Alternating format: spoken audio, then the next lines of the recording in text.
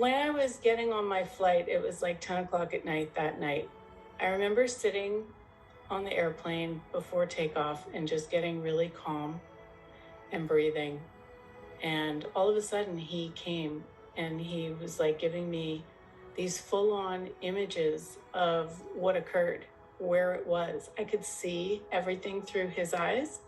And there was such peace and calm about it. And I could see him trying to avoid some car and the car hitting his motorcycle, and he flew off. And apparently, he didn't have his helmet snapped, so it fell off and he landed on his head. And the thing is, he was like way outside his body, and he looked back at the scene and he was like, oh, fuck. So it was like he was already out. He never experienced any pain. So I had this sense of total peace, total connection with him. It was really amazing. And when I landed, I thought, oh, well, he was just coming to visit me and he's going to go back in his body. Didn't happen that way.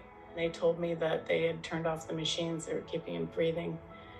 There was a moment of sadness and upset, but at the same time, it was like he was still right here and talking to me and telling me messages for my sister and for my mom. And it was like I couldn't go into the sadness and the upset because he was there.